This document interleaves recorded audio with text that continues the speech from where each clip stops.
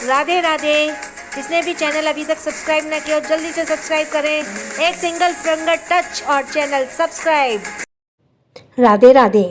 वन्या दृष्टि को बाय कर यक्षित की कार भेजी कार में सिंघानिया मेंशन के लिए निकल जाती है।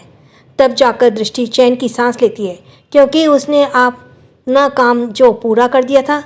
वह कपड़े चेंज करने के लिए जैसे ही जाने होती है, तभी उसके अपार्टमेंट का डोर बेल बजता है। इस वक्त रात के 8 बज रही थी। वो सोच में पड़ जाती है कि इस वक्त कौन होगा। अब आ गई। वह आहिस्ता से अपने अपार्टमेंट का डोर खोलती है तो सामने अनय खड़ा होता है। जैसे ही अनय की नज़र दृष्टि पर पड़ती है, वह पलकें झपकाना भूल जाता है। वह आज पहली बार दृष्टि को साड़ी में देख रहा था। वह इस रेड साड़ी में बहुत हॉट लग रही थी। अनय चाहकर भी अपनी नज़र हटा नहीं पा रहा था। खुद को यूं बिना पलकें झपकाए देखता देख दृष्टि उसके आगे अपने हाथ वेव करके बोली, कहाँ खो गए आप? दृष्टि ने इतना ही कहा था कि अनय उसी खोए हुए अंदाज में दृष्टि की तरफ बढ़ने लगा।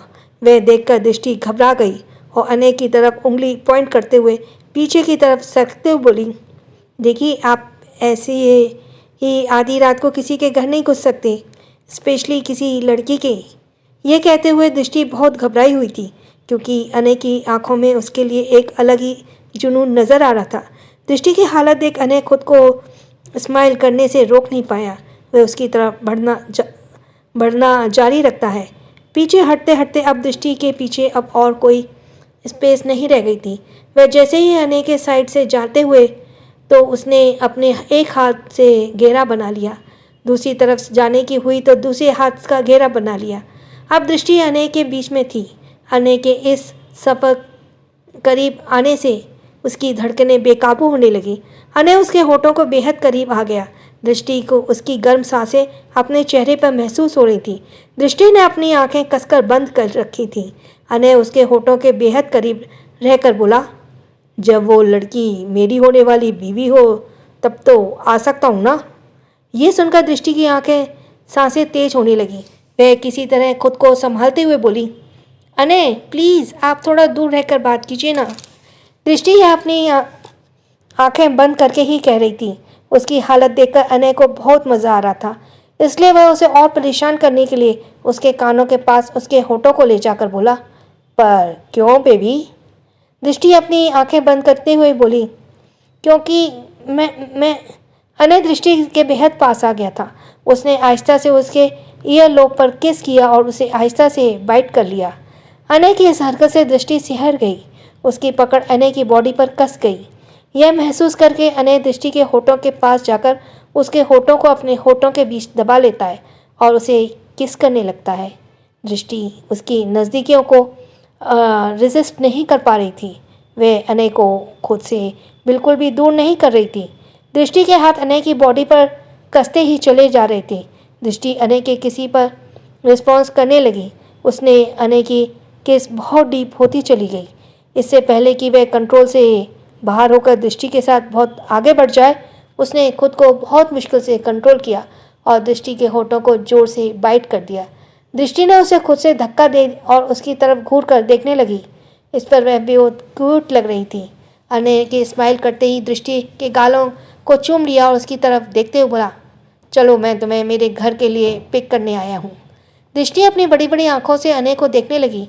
यह देखकर अनय उसे उसकी कमर से पकड़ अपने करीब करते हुए बोला, ऐसे क्यों देख रही हो? भूल गई आज वेद, युवान और बाकी बॉयज़ हमारे घर पर रुकने वाले हैं? दृष्टि अनय की तरफ घूरते हुए बोली, तो क्या आप चाहते हैं कि मैं सबके लिए खाना बनाऊं? अनय हंसते हुए दृष्टि की तरफ देखकर बोला, वैसे आइडिया बुरा नहीं है। यह सुनकर दृष्टि उसे खा जाने वाली नज़रों से देखने लगी। यह देखकर अनय स्माइल करते हुए बोला, बेबी आज वेद भी आ रहा है ना, और उसकी मम्मा आज उसके साथ नहीं होगी, तो शायद हम बॉयज़ उसे हैंडल नहीं कर पाए, इसलिए मैं चाहता हूँ कि तुम भी आज वहीं रुको। इतना सुनकर ही दृष्टि खुद को प्राउड करते हुए बोली, अच्छा तो आप मानते हैं कि आपसे बेबी हैंडल्स नहीं हो सकते? अनय दृष्टि की तरफ देखने लगा। दृष्टि उसे टीज करते हुए बोली, फ्यूचर में जब आपका बेबी होगा तो क्या करेंगे मिस्टर रजावत? यह कहकर वह अनय की तरफ देखने लगी, पर जब अनय की इंटेंस आंखों उस पर पड़ी तो रियलाइज़ हुआ कि उसने क्या बोल दिया। अनय उसे अपने करीब करते हुए बोला, मुझे पता नहीं था कि तुमने इतने आगे तक की प्लानिंग कर ली है। हमारे बच्चे के बारे में भी सोच लिया है। दृष्टि अपनी नज़रें झुकाए हुए थी क्योंकि अनय की नज़दीकियाँ उस पर उसे बेचैन कर रही थी। अनय उसके गालों को सहलाते हुए बोला, बेबी उस वक्त तुम भी तो साथ रहोगी ना, हम मैनेज कर लेंगे। ये कहते हुए अनय की आंखों में सीरियसनेस झलक रही थी। दृष्टि को उसकी बातों से लग रहा था कि वो अभी बेबी प्लानिंग करने वाला है। उसने अपने सिर पर झटका और अनय से थोड़ा दूर जाते हुए कहा, मैं चेंज करके आती हूँ, फिर हम चलेंगे। अनय से रोकते हुए बोला, इसकी कोई ज़रूरत नहीं है, और वैसे भी इसमें तुम बहुत हॉट लग रही हो। दृष्टि तो अनय को देखती ही रह गई। उसने जब अनय की नज़रों का पीछा किया तो वह उसकी खुली कमर पर उस आकर ठहर रही थी। देखकर उसने अपनी कमर को साड़ी के कवर कर दिया और बाहर की तरफ जाने लगी। अनय स्माइल करते हुए उसके पीछे पीछे चल दिया। दृष्टि पैसेंजर सीट पर बैठ गई और अनय ड्राइविंग सीट पर। फिर दोनों रजावत मैंशन के लिए निकल गए। दूसरी तरफ वन्या कार में बैठी हुई थी। उसकी कार सिंघानिया मैंशन की तरफ जा रही थी। वह बार बार अपने दोनों हाथों को एक दूसरे के बीच दबाए हुए उन्हें आपस में मसल रही थी, क्योंकि यक्षित से बात करते हुए उसे उसकी टोन में एक गुस्सा नजर आया था। वह फील करके ये बहुत घबराए हुए जा रही थी कि आखिर बात क्या हो गई, क्योंकि उसे इसकी सरप्राइज़ का बिल्कुल भी अंदाज़ा नहीं था। वह यही सब सोच रही थी कि तभी उसकी कार सिंघानिया मैंशन पहुंच गई। वह अपने ही ख्यालों में थी कि तभी ड्राइवर ने उसे आवाज़ दी, मैम हम घर पहुंच गए हैं। तब जाकर वन्या अपने होश में आई और कार से निकलकर घर के अंदर जाने लगी। आज वहाँ पर एक अलग ही शांति छाई हुई थी। इससे वन्या के अंदर ही अंदर घबराहट हो रही थी। वह आहिस्ते से अंदर गई। अंदर के नज़ारे को देखकर उसकी आंखें खुली की खुली रह गई। अंदर का माहौल पूरा रोमांटिक लग रहा था। लाइटें बहुत ही डिम थी। येलो लाइट से पूरा घर रोशन हो रहा था। गुलाब की भीनी भीनी खुशबू पूरे माहौल को शुमनुमा बना रही थी। वन्या अपनी सरप्राइज आंखों से पूरे डेकोरेशन को देखने में लगी थी कि तभी कोई पीछे से आके उसे हक कर लेता है। वन्या तो डर ही जाती है। तभी उसे यह एहसास जाना पहचाना सा लगता है। वह समझ जाती है कि ये कौन है। यक्षित उसके कंधे पर अपना चेहरा टिका देता है और वन्या की कमर पर अपने हाथ लपेट देता है। वन्या, यक्षित आपने तो मुझे डरा ही दिया। अरे ये सब क्या है, और आज घर खाली खाली क्यों लग रहा है? सबने खाना खा लिया क्या? हमारा बेबी सो गया क्या? यक्षित वन्या के सामने आ जाता है और उसके होठों पर अपने होठ रखकर उसे आहिस्ते से किस कर लेता और कहता है, ओफो वाइफी, तुम अपने हस्बैंड को अलावा बाकी सबकी फिक्र रहती है। वन्या अपनी टिमटिमाती आंखों से यक्षित को देखने लगती है। यक्षित उसके हाथों को अपने हाथ में लेकर चूम लेता है और कहता है, डोंट वरी, आज घर पर कोई नहीं है, मैंने सबको बाहर भेज दिया है। वन्या सरप्राइज होते हुए बोली, पर क्यों? यक्षित, क्योंकि आज मैं पूरा वक्त तुम्हारे साथ बिताना चाहता हूँ। वन्या कुछ कहने वाली थी, तभी यक्षित उसके होठों पर अपनी उंगली रखकर बोला, श्श्श, अगर एक शब्द और कहा तो मैं अभी के अभी तुम्हें खा जाऊंगा। ये सुनकर ही वन्या एकदम से चुप हो जाती है और उसकी दिल की धड़कनें बहुत तेज हो जाती हैं। यक्षित उसे अपनी बाहों में उठा लेता है और सीढ़ियों से होते हुए अपने कमरे में आ जाता है। वन्या को आहिस्ते से खड़ा कर देता है। वन्या एक बार फिर सरप्राइज हो जाती है रूम की डेकोरेशन देखकर। पूरा डेकोरेशन बहुत ही रोमांटिक और ड्रीमी लग रहा था। यह देखकर एक बहुत खुश हो जाती है वन्या। वह यक्षित की तरफ देखते हुए बोली, ये यक्षित उसे पीछे से हक करते हुए बोला, हम ये सब तुम्हारे लिए जान, या हम अपनी ज़िंदगी के सबसे खूबसूरत पल जीने वाले हैं। यह सुनकर वन्या का चेहरा पूरी तरह से गुलाबी हो जाता है। उसे अब शर्म आने लगी थी। यक्षित ने थोड़ी देर के लिए लाइट ऑन किया। वह वन्या को अच्छे से देखना चाहता था। जैसे उसने लाइट ऑन की, वह सामने खड़ी लड़की को देखता है ही रह गया। आज उसकी वन्या किसी अप्सरा से कम नहीं लग रही थी। उसका सोने जैसा रंग आज बहुत ग्लो कर रहा था। उसे ऊपर से नीचे तक देखने के बाद यक्षित की नज़र उसके गुलाबी होठों पर टिक गई। वह उसके करीब जाते हुए बोला, मैंने तुम्हें इमेजिन करके ये साड़ी ली थी, पर मुझे ये नहीं पता था कि तुम मुझे इस तरह घायल कर दोगी। ये कहते हुए वह वन्या के होठों को आहिस्ते से चूम लेता है। वन्या के गले पूरी तरह गुलाबी हो गए थे गाल। यक्षित उसे इस तरह देखकर बोला, जान, अगर तुम ऐसे ही शर्माती रही तो मैं बिल्कुल भी कंट्रोल नहीं कर पाऊंगा। ये कहते हुए वन्या के ईयर लोब पर किस करके उसे हल्का सा बाइट कर लेता है। फिर वन्या को पकड़कर बेड पर ले आता है और उसे बिठाकर खुद उसके बगल में बैठ जाता है। वह वन्या का हाथ अपने हाथों में लेकर बोला, वन्या, तुम्हारा आने से पहले मेरी लाइफ में सिर्फ 2 ही चीज़ें थी, मेरी फैमिली और मेरा बिजनेस। वेद मेरी जान था, उसमें मेरी सारी दुनिया बसती थी।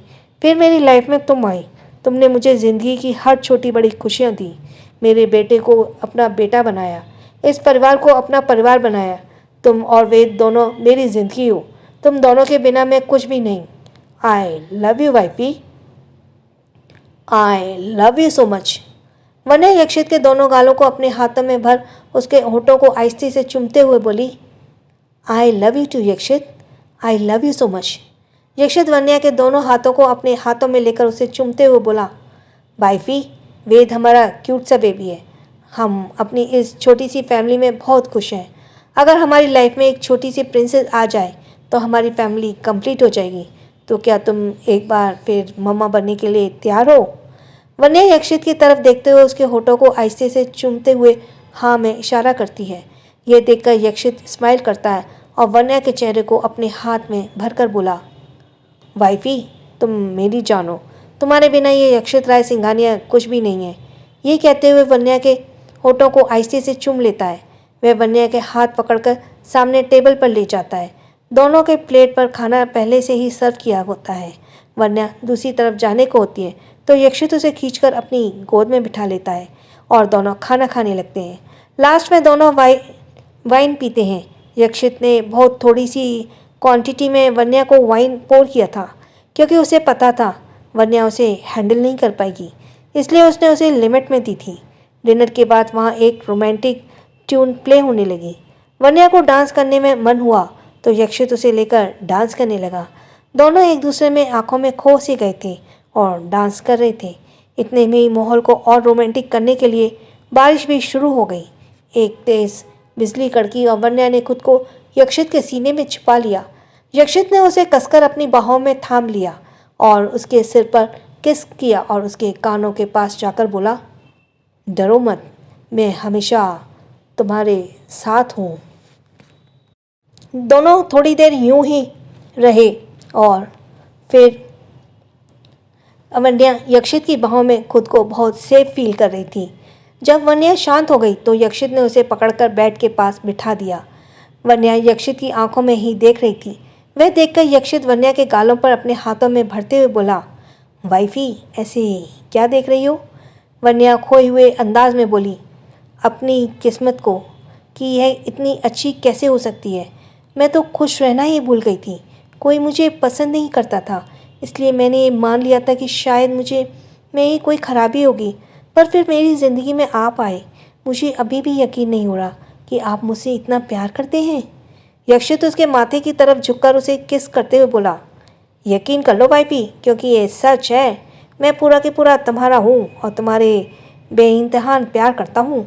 वन्या यक्षित की तरफ झुककर आहिस्ते से उसके होठों को छूकर जैसे ही पीछे हटने को हुई, यक्षित ने उसकी नेक को पकड़कर उसे वहीं रोक लिया। वह वन्या के होठों को अपने होठों के बीच दबाकर उसे किस करने लगा। वन्या अपनी आंखें बंद करके अपने होठों को उसके होठों पर महसूस करने लगी। थोड़ी देर बाद वन्या भी उसके किस बैक करने लगी, जिसे फील करके यक्षित को किस और डीप होने लगी। उसने उसके होठों को जी भरकर किस किया। वन्या भी उसका पूरा साथ दे रही थी। जब काफ़ी देर हो गई किस करने पर वन्या की सांसें भारी होने लगी तो यक्षित ने उसे रिलीज़ कर दिया। वन्या लंबी लंबी सांसें लेने लगी। यक्षित ने एक नज़र अपनी वाइफी की तरफ देखा और उसके कानों की तरफ झुकते हुए अपनी मधोशी भरी आवाज़ में बोला, wifey, you are looking so hot, I can't wait to eat you. वह वन्या की नेक की तरफ झुक गया और उसके हर किस हिस्से को अपने होठों में फेरने लगा। यक्षित के इस तरह छूने से वन्या सिहरने लगी। यक्षित की बॉडी पर उसकी पकड़ कसती चली जा रही थी। उसकी नेक पर डीप किस करते हुए यक्षित वन्या के ऊपर पूरी तरह झुक गया। वन्या भी बेड पर लेट गई। उसके हाथ लगातार यक्षित की नेक पर चल रहे थे। नेक को किस करते हुए उसने अपने दांत वन्या के नेक पर गाड़ दिए, जिससे वन्या की आह निकल गई। उसकी आंखों में आंसू भी आ गए। यक्षित ने वन्या को इस बाइट वाले हिस्से को आहिस्ते से चूम लिया, फिर वन्या के ऊपर से उठकर उसकी तरफ देखते हुए शर्ट के बटन खोलते हुए उसे उतार कर फेंक देता है। यह देखकर वन्या शर्म से अपनी आंखें बंद कर लेती है। शर्माते हुए वह बहुत क्यूट लग रही थी। उसका गुलाबी चेहरा और भी अट्रैक्टिव लग रहे थे। वह वन्या के चेहरे की तरफ झुक गया। वन्या उसकी सांसों को अपने चेहरे पर महसूस कर पा रही थी। वह महसूस करते हुए उसके दिल की धड़कनें रफ्तार लेने लगी थी। यक्षित उसके चेहरे को बिल्कुल करीब आकर बोला, वाइफी, अपनी आंखें खोलो। वन्या ने आहिस्ते से अपनी आंखें खोल दी। यक्षित का चेहरा बिल्कुल उसकी आंखों के सामने था। उसने उसकी आंखों में झांका। उसे खुद के लिए बेइंतहा प्यार और खुद को पाने का जुनून नजर आ रहा था। वन्या ने ही शर्माते हुए अपनी नजरें झुका ली। यक्षित एक बार उसके होठों को अपने होठों में गिरफ्त में लेकर उसे किस करने लगा। थोड़ी देर तक उसके होठों पर अपने प्यार लुटाने के बाद उसने उसके लिप्स को बाइट कर लिया और वन्या के होठों को रिलीज कर दिया। वन्या के हाथ जो उसकी खाली बैक पर चल रहे थे, उन्हें अपने दोनों हाथों से पकड़कर उंगलियों में अपनी उंगलियां उलझाकर बेड पर प्रेस कर देता है। वह उसके नेक की तरफ झुककर उसे बेतहाशा किस करने लगा। गर्दन पर हर हिस्से पर उसके होठों के छूने के बाद वह एक नज़र वन्या को देखता। उसके हाथ जैसे ही उसकी साड़ी की तरफ बढ़ते हैं, वन्या शर्माते हुए अपने दोनों हाथ अपने आगे चेस्ट पर रख देती है। वह इस वक्त बहुत ज़्यादा शर्मा रही थी। यक्षित आहिस्ता से उसके दोनों हाथों को अपने एक हाथ से पकड़कर उसे बेड पर दबा देता है और फिर वह वन्या की साड़ी को उसके आगे से अलग कर देता है। वह नीचे झुकते हुए वन्या को किस करता है, जिससे वह वन्या की पकड़ यक्षित की बॉडी पर एक बार फिर कसने लग जाती है। वन्या शर्म के मारे पीछे पलट जाती है, जिससे उसकी गोरी अट्रैक्टिव पीठ यक्षित के सामने होती है। वह आहिस्ता से उसकी ब्लाउज की डोरियां खोल देता है और उसकी पीठ पर अपने होठ फिराने लगता है। फिर आहिस्ता से उसके ब्लाउज को भी हुक खोलकर वन्या को सीधा कर देता है। उसे किस करते हुए धीरे धीरे वह वन्या को कपड़ों को उसकी साड़ी को रिमूव कर देता है। थोड़ी देर में उनकी सांसें की मदहोश भरी आवाज़ें उस कमरे में गूंजने लगती हैं। दोनों आज इस रोमांटिक माहौल में यक्षित और वन्या अपनी सारी दूरियों को मिटाकर एक हो चुके थे। आज मजबूरी में शुरू हुए इस रिश्ते ने अपनी मंजिल पा ली थी। यक्षित को कभी नहीं लगा था कि उसकी जल्दबाजी में लिया गया फैसला आगे चलकर उसकी ज़िंदगी का सबसे खूबसूरत फैसला बन जाएगा। वन्या ने भी कभी अपने सपने में नहीं सोचा था कि उसे यक्षित जैसा प्यार करने वाला और उसकी कितनी केयर करने वाला पति मिलेगा। दोनों ही दूसरे को पाकर आज बेहद खुश थे। उनके इस प्यार भरे पल की गवाही यह बारिश बन रही थी, जो हर बढ़ते वक्त के साथ माहौल को और भी रोमांटिक बना रही थी।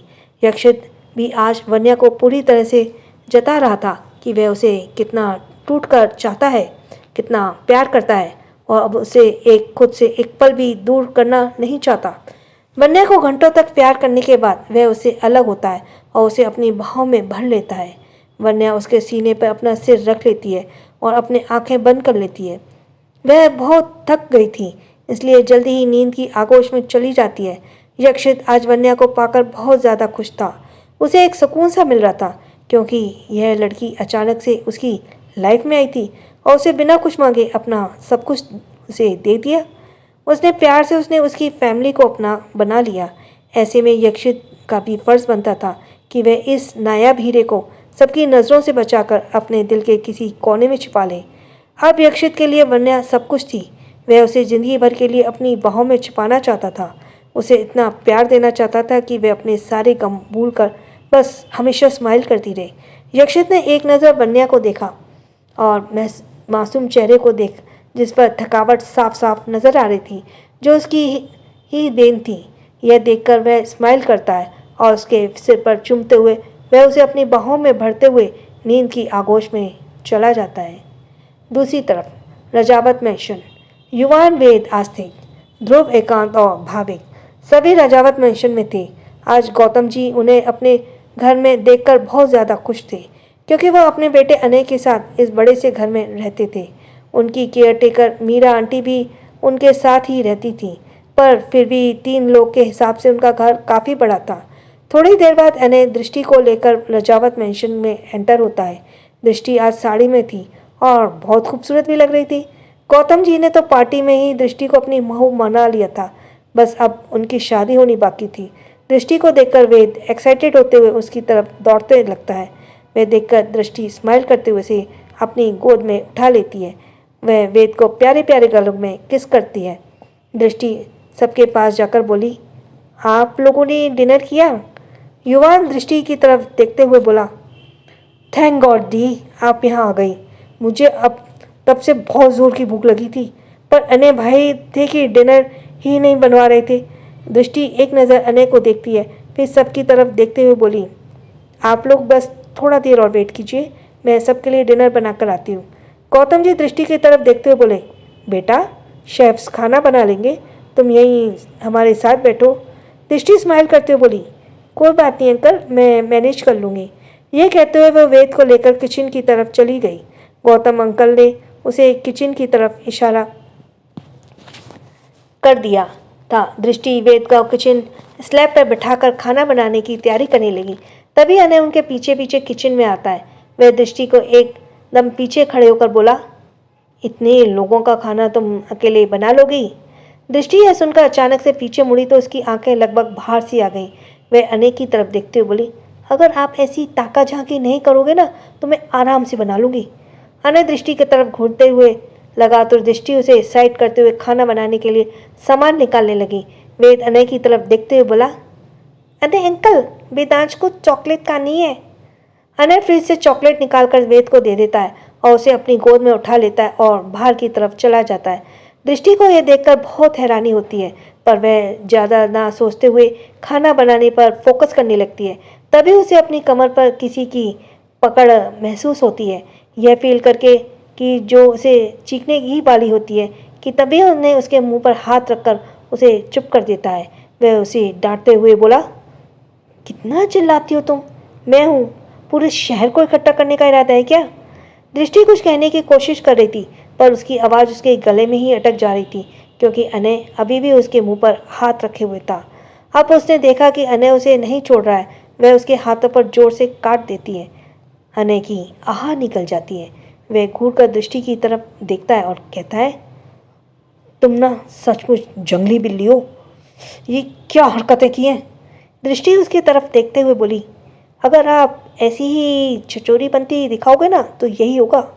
ये कहते हुए वो हंसने लगती है। अनय उसकी तरफ घूरते हुए बोला, तुम्हें अभी बताता हूँ। ये कहते हुए वह दृष्टि की तरफ बढ़ने लगता है। दृष्टि किचन काउंटर के आगे आगे चल रही थी और अनय उसके पीछे पीछे। अनय ने जब अपने कदम तेज कर लिए तो दृष्टि भी लगभग दौड़ने लगी। यह देखकर अनय उसे रोकते हुए बोला, दृष्टि, मैंने कहा रुको। दृष्टि हंसते बोली, मुझे क्या पागल कुत्ते ने काटा है जो रुकूं? ये कहते हुए वह भागना जारी रखी। जब काफ़ी देर बाद भी अनय उसका पीछा नहीं छोड़ता तो दृष्टि उसे धमकाते हुए बोली, अनय, अगर आप मुझे ऐसे ही परेशान करते रहे तो मैं अंकल को बता दूंगी। अनय उसकी तरफ आंखें छोटी करके देखने लगा, क्योंकि अभी तो उन दोनों की शादी भी नहीं हुई थी और दृष्टि ने उसे डैड के नाम से धमकाना भी शुरू कर दिया था। अनय उसकी तरफ आंखें छोटी करके देखता और एक जगह खड़ा होकर बोला, नहीं कर रहा कुछ। दृष्टि मन ही मन स्माइल करती है, क्योंकि उसकी धमकी काम आ गई थी। वह चुपचाप खाना बनाने लगती है। तभी उसे अपने ऊपर किसी की नज़र महसूस होती है। वह सामने देखती है तो अनय एकटक उसे ही देख रहा था। यह देखकर दृष्टि उसकी तरफ देखते हुए बोली, अनय, मैंने कहा ना, अगर आप मुझे परेशान करेंगे तो मैं अंकल को बता दूंगी। इस पर अनय स्माइल करते हुए बोला, लेकिन बेबी, मैं तुम्हें कहाँ परेशान कर रहा हूँ, मैं तो चुपचाप खड़ा हूँ ना। दृष्टि को भी ध्यान आया कि करने जो तो अनय कुछ भी नहीं कर रहा है, उसे देख रहा है। ऐसे में वह गौतम अंकल से शिकायत में क्या बोलेगी? वह खाना बनाने लगी। अनय उसे अभी भी बहुत प्यार से टेक लगाकर देख रहा था। दृष्टि की नज़र अब अनय पर पड़ी तो वह अपनी नज़र दूसरी तरफ कर लेती है, पर अनय था कि बस उसे ही देखे जा रहा था। अनय के इस तरह बार बार देखने से दृष्टि की निगाहें भी बार बार उसी की तरफ चली जाती थी। दृष्टि की नज़र जब अनय पर पड़ती तो वह अपनी नज़र दूसरी तरफ कर लेती, पर अनय था कि बस उसे ही देखे जा रहा था। बार बार पीछे तरफ कर जाती। जब खाना बनने को हुआ, अनय की नज़रें का पीछा करते ही वो उसकी खुली कमर पर आकर ठहर गई। वह देखकर वह झट से अपनी साड़ी के पल्लू से उसे ढक लेती है और अनय की तरफ घूर कर देखने लगती है। दृष्टि की इन हरकतों को देखकर अनय स्माइल करता है और उसे यूं देखते ही रहता है। खाना बनाते हुए दृष्टि के बालों को लटें बार बार उसके चेहरे पर आ रही थी और साथ ही उसकी गुलाब की पंखुड़ियों सी गुलाबी होठ को बार बार छूने को भी काम कर रही थी। अनय उसके पीछे गया और उसने बिल्कुल करीब जाकर खड़ा हो गया। वह आहिस्ते से दृष्टि के बालों को उसके कान के पीछे करने लगा। अनय के इस तरह करीब आ जाने से उसके इस टच से उसे बिल्कुल बेचैन कर दिया। वह आंखें बंद करके खुद को संभालने लगी। अनय ने भी उसे ज़्यादा परेशान नहीं किया। वह समझ गया था कि दृष्टि उसकी नज़दीकियों से बेचैन हो रही है। वह वापस अपनी जगह पर आ गया और दृष्टि को देखने लगा। दृष्टि फोकस्ड होकर खाना बनाने में लगी हुई थी। युवान को प्यास लगी, इसलिए वह पानी लेने के लिए किचन की तरफ आ गया। यहाँ आकर सबसे पहले उसका ध्यान अनय पर गया, जो एकटक बिना पलकें झपकाए दृष्टि को ही देख रहा था। यह देखकर युवान अनय के कानों के पास जाकर बोला, क्या बात है, वहाँ हम सबको बैठने का बोलकर यहाँ मेरी दृष्टि दी के साथ रोमांस कर रहे हो। युवान की बात सुनकर अनय हड़बड़ाकर होश में वापस आया। वह युवान की तरफ घूरकर देखते बोला, छोटे, तुमसे मेरी खुशी देखी नहीं जा रही। कितने अच्छे से उसे खाना बनाते हुए देख रहा था, अभी यहाँ आकर कबाब में हड्डी बनना जरूरी था क्या? युवान अनय की तरफ देखते हुए बोला, अच्छा तो बात बहुत आगे तक बढ़ गई है। मैं अभी गौतम अंकल के पास जाता हूँ और वहाँ का नज़ारा एक्सप्लेन करके आता हूँ। अनय उसके चेहरे पर एक वार्निंग स्माइल करते हुए बोला, जा जा, बिल्कुल जा। वैसे भी तेरे गौतम अंकल उसे अपनी बहू मान चुके हैं। ये सुनते ही युवान के कदम अचानक से रुक गए। वे अपनी बड़ी बड़ी आंखों से अनय को तरफ देखते हुए हैरानी से बोला, क्या? दृष्टि को प्रमोशन होने वाला है, वो मेरी भाभी बनने वाली है और मुझे भी इस बारे में कोई खबर नहीं। उन दोनों की खुसर फुसर सुनकर दृष्टि उनकी तरफ देखते हुए बोली, क्या खुसर फुसर चल रही है दोनों के बीच? युवान दृष्टि की तरफ देखते हुए बोला, कुछ नहीं दी, मैं बस अनय भाई की खबर ले रहा हूँ। अनय युवान की तरफ देख कर घूर कर देखता है, फिर दोनों वहाँ से बाहर आ जाते हैं। थोड़ी ही देर में दृष्टि खाना बनाकर रेडी कर देती है। सर्वेंट उसे डाइनिंग टेबल पर लगा देते हैं। सभी डाइनिंग टेबल पर बैठ जाते हैं। खाने पर से बहुत अच्छी खुशबू आ रही होती है, इसलिए सबके मुंह में पानी आ रहा था। दृष्टि सबको डिनर सर्व करती है। जब वह युवान के पास सर्व कर रही थी तो वह उसका हाथ पकड़कर थोड़ा ज़्यादा अपने प्लेट पर डलवा लेता है। गौतम जी और दृष्टि युवान की इस हरकत पर हंसने लगते हैं। सबको सर्व करने के बाद दृष्टि वेद के पास आ जाती है और उसे अपने हाथों से खाना खिलाती है। उसे खिलाने के बाद वह खुद भी खाती है। खाना खाने के बाद सभी एक बार लिविंग रूम में बैठ जाते हैं। दृष्टि वेद की तरफ देखते हुए बोली, चलो बेटा, मासी तुम्हें नीनी करवाती है। पर वेद दृष्टि की तरफ देखते हुए बोला, नहीं दिलेती आंटी, वेदांश अभी नीनी नहीं करेगा, उतने अभी खेलना है। दृष्टि हैरानी से वेद की तरफ देखते हुए बोली, बेटा इतनी रात को आपको खेलना है? वेद अपनी मासूम चेहरे के साथ हाँ में सिर हिला देता है। वह दृष्टि की तरफ देखते हुए बोला, अगर आप जब मेरे साथ नहीं खेले तो मैं नाराज हो जाऊंगा। ये कहते हुए वह अपने छोटे छोटे हाथों से अपना चेहरा छिपा लेता है। ये देखकर अनय उसके पास आता है, उसे अपनी गोद में लेते हुए बोला, अले अले हमारे बेबी तो हमारे नाराज़ हो गए हमसे। किसने कहा हम आपके साथ नहीं खेलेंगे? वैसे भी आज वेद बड़े दिनों बाद अपने अनय चाचू के घर आया है। अनय चाचू इसकी हर विश पूरी करेंगे। ये सुनकर वेद का चेहरा खिल जाता है और अनय के गालों पर किसी देता है। अनय सबकी तरफ देखते हुए बोला, come on boys, come on guys, हमारा वेद सही तो कह रहा है, हम सब आज साथ में हैं, तो क्या ना इस टाइम को सोते हुए वेस्ट नहीं करें? क्यों ना हम इसे गेम खेलने में इसे एंजॉय करें? गौतम जी अपने आप को एनर्जेटिक करते हुए बोले, yes my son, you are right, हमें इस पल को एंजॉय करना चाहिए। वैसे भी तुम सब रोज़ रोज़ तो यहाँ आते नहीं हो। सभी सोचने लगे कि क्या खेल खेला जाए। वेट टेबल पर खड़े होकर बोला, हम सब हाइड एंड सीक खेलेंगे। सबको वेद की आइडिया बहुत पसंद आया।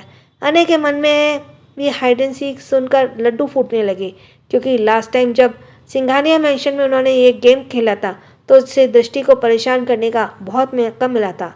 आज वेद की वजह से उसे ये मौका दोबारा मिल रहा था, इसलिए वह बहुत खुश था।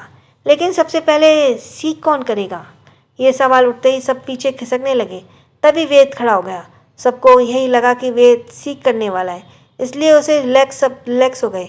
तभी उसने झूठी उम्मीद पर पानी फेरते हुए कहा, मैं विदांश कर लूँगा कि चीख कौन करेगा। ये सुनते ही सब एक दूसरे के पीछे छुपते हुए वे देखकर गौतम जी सबका जोश बढ़ाते बोले, अरे ऐसे बच्चों की तरह क्या छिप रहे हो सब? बस सीख ही तो करना है, शेर के शिकारी पर थोड़ी जाना है। अनय गौतम जी की तरफ देखते हुए बोला, डैड अगर आप ऐसे हैं तो आप खुद ही सीख क्यों नहीं करते?